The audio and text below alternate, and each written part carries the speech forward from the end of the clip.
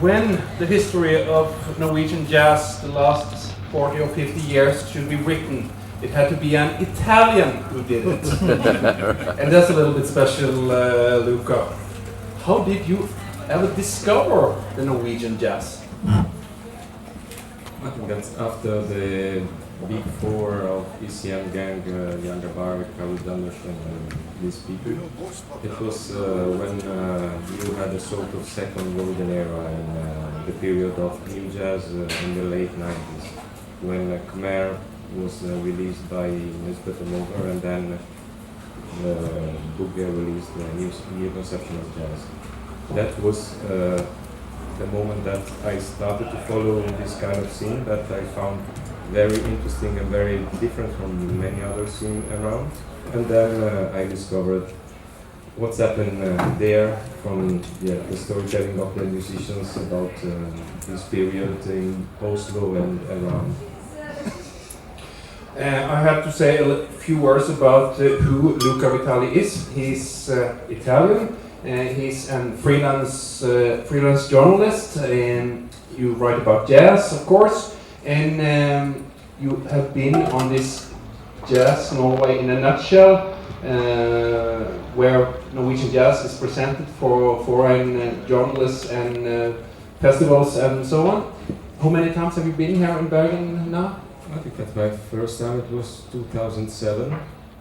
I came here not because of the Nutshell, but I wanted to. You know, everyone have to answer one question. What do you think about Bergen? Bergen for me it was the point of departure because yes, I followed the scene from my country, looking to CDs and buying things. But my first impressive period at the festival, it was here in 2007. That I came, and then I get in touch with the Nutshell, and the year after, in 2008, I was at Nattjazz in Stavanger because it was City of Culture with the Liverpool in Europe, and then it was the point of departure of Nutshell, and maybe I came 4 or 5 times or 6 times, I didn't remember well, but yeah, many times, and that was for me very important point of departure, and also a very good journey for following what's happened along the years and for meeting also people that lived here, because looking a scene from abroad, it's very different from living into the scene. So you like Bergen? Yes. Okay, then you can because I was so lucky, I got sun all the time. All the time I got sun as now, and then it's you can't believe that it existed a place like this. But what is it about the Norwegian jazz compared to more traditional African American jazz? It's a long story, but what it was very clear to me from the beginning, it was that it's in jazz most of the time you have a real kind of frame and the schema, and it seems like classical in a different way, but it's very kind of fixed frame. Here it was a very no boundaries field, because listening how these musicians told me about what's happened at that period of Khmer. The Club Blå. Yeah, the Club Blå in Grünerløkka in Oslo. It was absolutely amazing to listen about Leif Ove Asnes, the best piano player of Beethoven, playing there at the same time with Christian Eggen of Oslo Sinfonietta or Motorpsycho and many other bands that came from very different kind of fields, and everything. It was a sort of melting pot of different kind of fields that started to work together and have a sort of bidirectional kind of influence, and that was for me very important, and it was very clear to see how it was on the scene in front of other scene like mine in Italy, or not looking only to America but looking to every kind of scene spread in Europe also. Many of them were very Afro-American style, and that was for me very new to see. You have written this book. It came first in Italian in 2013. Yeah. And last year it came in English. It's written by you and is edited by the BBC Fiona Torkington, working in BBC Radio 3. Yeah. Why did you write a book about Norwegian jazz? A history book. The point of departure, yeah, it was to start to talk about how the contemporary scene is so amazing and how it is so creative and very no boundaries field. But when I decided to do that, it was for me very natural to think that I had to go to the roots where it started, this new way to do jazz.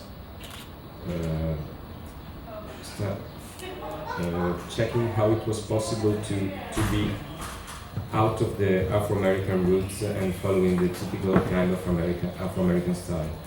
And that was the reason why I decided to start to interview many people and start to dig about the past, about when George Russell came to Norway. We're getting back to that, yes. What were your main sources? Main sources were artists, were journalists, were many people that were involved in the jazz music. I did everything with my recorder because I can't read Norwegian, and then it was not possible to do online or in a library or at the jazz archive. I had to talk with the people that told me the story, but it was a very beautiful trip because most of them are, I think that Norwegian are so different from my country because in my country we have very different, we have big stars. Most of the time I say that we have the keys of the Pope at the top of the stairs and many steps to go at the first level, and that it's more like India, my country, than Norway. Norway it's very different kind of situations. To talk with the stars or absolutely unknown musician, it seems to be the same for me. Was it easy to get all the information you wanted? If the information are right, yes, it was easy. Because most of the time I had some stuff that a band of 4 people, 4 different stories. It was my band, it was the band of him, it was, and then I hope that it's a real good stories, but it was very easy. It was a very touchable kind of situations because to talk with giants like Jon Gustafsson or Harald Andersen, it was very kind of touchable situations where everybody gave their art in your hands, and it was just to start recording and talking with that. It was a very beautiful trip. It was a journey into the human being of Norway, not only about Norwegian jazz. In journalism we often speak about to kill darlings. That means that when the space is too, the time is too short, the space is too small, and you can't get time for all that you want. How did you choose what to write about? Because there has happened a lot of things in 50 years in Norway. I tried to find some short stories that, for me, that I come from abroad, were a good example for explaining why, when you arrive at the sliding door, you can choose right or left, and most of the time Norwegian choose a different way from Afro-American or other countries. They try to follow their own way from the beginning, and that was the line that drive me along the story that I told in the book. That it's my journey, as most of the time me and Fiona said about it, but it's also their art.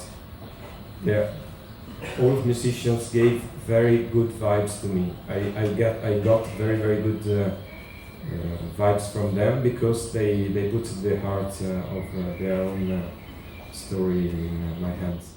But do you get questions now from readers which will say, why did you write about him and her and that concert and that festival and so on? It happens all the time, but what I try to explain is that this is not, I didn't want to do an history of jazz in Norway, because you know, if you don't live in a country, it's very difficult to know a real approach of the people, how the people are, and talking from abroad, it seems a bit, I was a bit scared in the beginning. But this is what I felt from abroad, and it's, it was not to do a jazz history. It was to talking about why Norwegian jazz was so different from the other scene, and why was for me very. Now we have one of the most creative scene in the world. That was the point of the storytelling.